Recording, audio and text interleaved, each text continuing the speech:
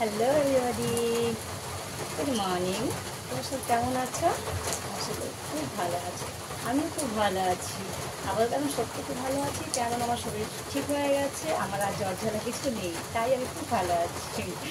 আজকে আবার চলে আসলাম তোমাদের ডেলি ব্লগের মতো ব্লগ নিয়ে।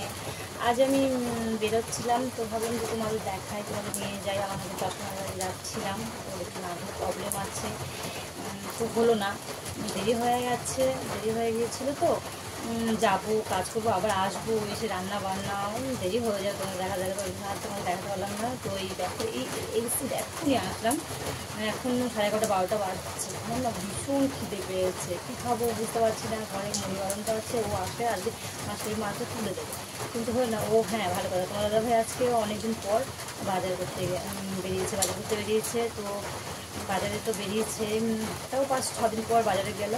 ও কাঁচামালের ব্যবসা করে, তো ও আসলে তোমাদের দেখিয়ে দেবো, ও ভ্যান নিয়ে ও যখন ঢুকবে তখন তোমাদের দেখাবো।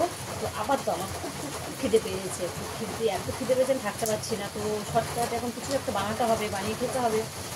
ম্যাগিটা তেমন খাই, তেমন ভালো লাগে না, তো ম্যাগিটা করলাম না। তো আমি ভাবলাম যে একটা শর্টকাটে খাবার বানানো যাক, সেটা হলো জল রুটি বা গোলা রুটি। এখন কেউ গোলা রুটিও বলে, কেউ জল রুটিও বলে, আমি আবার গোলা রুটিই বলি। তো ওটা রুল ময়দা দিয়ে বানিয়ে নিলাম, চটপট 3টে গোলা রুটি বানিয়ে নিলাম, নিয়ে খেতে বসে পড়েছি। চলো তোমাদের দেখাচ্ছি কীভাবে আমি গোলা রুটিটা বানাচ্ছি, ঠিক আছে?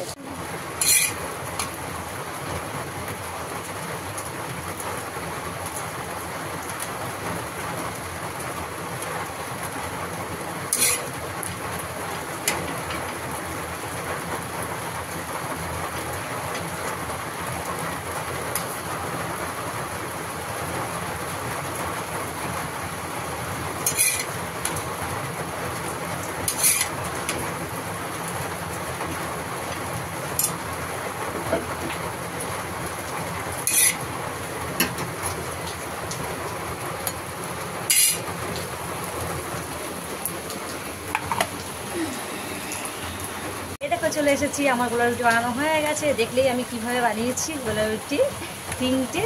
হ্যাঁ, সুন্দর লাগছে না দেখতে? খেতেও সুন্দর লাগবে নিশ্চয়ই। দাঁড়াও করছি কেমন হচ্ছে। আমি তো চিনি দিয়েছি, চিনি দিয়ে করেছি আমি। হ্যাঁ, আমি অনেক কিছু দিনই